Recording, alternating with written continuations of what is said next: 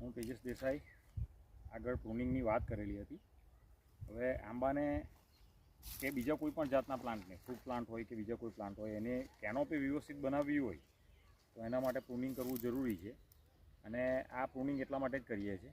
નજીકથી બતાવજો. આ એક દાડું હતું જેને કટ કર્યું છે.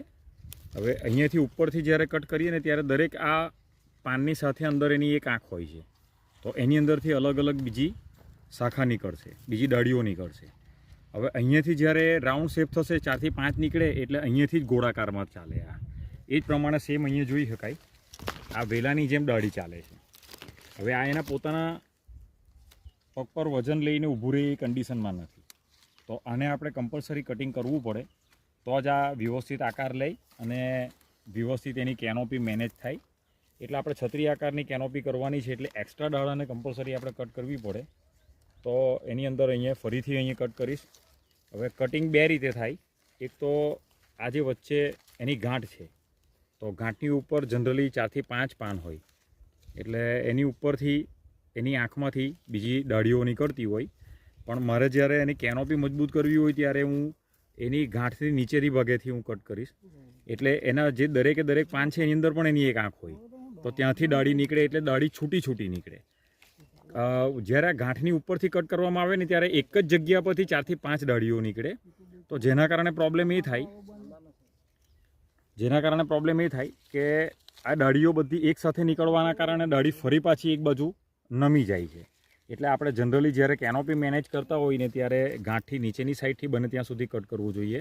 અને જ્યારે આપણે મોર લેવાના હોય ત્યારે મોરની કન્ડિશન એવી હોય કે જ્યારે આ ગાંઠની ઉપર કટિંગ કરીએ અને એની ઉપરથી જ્યારે જે પણ પિલવણી નીકળે ને એની ઉપર વધારે પડતો મોર આવતો હોય, તો આપણે આની ઉપરથી નથી કટ કરવી, આપણે ગાંઠથી નીચેથી કટ કરીએ. હવે આ ડાળી એની મજબૂત થાય અને એની ઉપર ખાસ COC કોપર ઓક્સીક્લોરાઇડ એનો આ રીતે લેપ લગાવવાનો છે. થોડું થોડું પાણી એડજસ્ટ કરીને એની અંદર જાડું થોડું ગઢ બનાવીને એની પેસ્ટ આપણે લગાવવાની, જેના કારણે એની ઉપર ફંગલ ઇન્ફેક્શનનો પ્રોબ્લેમ નહીં રહે. હવે આ દરેકે દરેક ડાળી આવી છે. હવે જો હું આને કટ નહીં કરીશ ને તો ઝાડ ખાલી મોટું દેખાશે પણ દાડા બધા એના નીચે જ જતા હોય. તો એને કમ્પલસરી કટિંગ કરવું જરૂરી છે.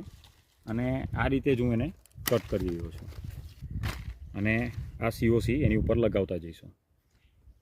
એટલે અહીંયાથી બીજી 4-5 ડાળી નીકળશે જ અને આખો પ્લાન્ટ ઘેરાવામાં પકડશે અને ડાળીઓ મજબૂત થશે, જેના કારણે પ્લાન્ટને સપોર્ટની જરૂર નહીં પડે અને પોતાના પગની ઉપર આ પ્લાન્ટ ઊભો રહેવાના પ્રયત્ન કરશે પૂરેપૂરા. એટલે આપણે પૂરેપૂરું એને પ્રયત્ન એવા જ કરાવવાના છે કે એના પગ પર ઊભો રહે.